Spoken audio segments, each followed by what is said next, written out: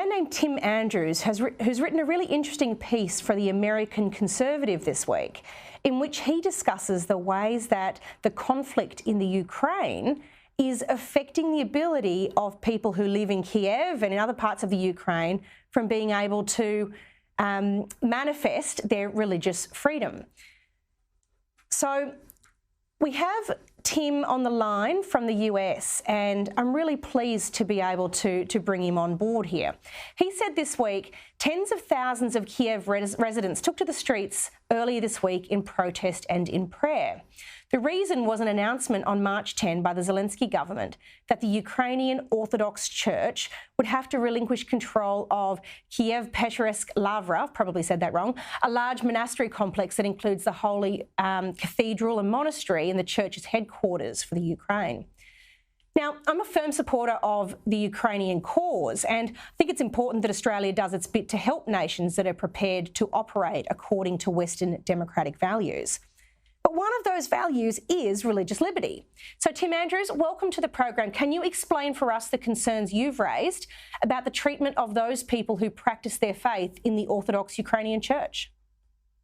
Thank you so much for having me on the show to discuss what really is a fundamental question that all of us who care about religious liberty, individual freedom, freedom of worship, those sorts of things that are the reason we're supporting Ukraine in its fight against Russian aggression.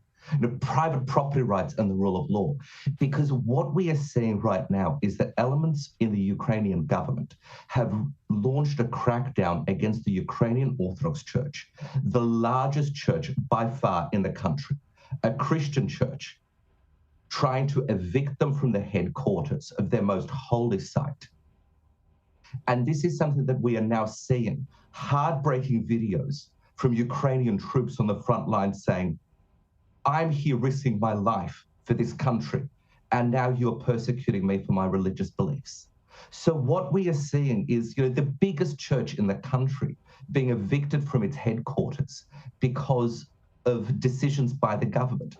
Hundreds of monks, hundreds of seminarians, again, the religious headquarters of the largest church in the country, being evicted as part of this campaign by elements in the government, and I don't think it's representative of the whole government, but elements in the government who seem to have some sort of an anti-religious agenda. And this is something that, whether you're religious or not, whether you believe in Christianity or not, should be horrifying to people. And I've been speaking to these people in Ukraine, and what they're saying is, Western countries are subsidizing us, where they're fundraising for us, they're helping us.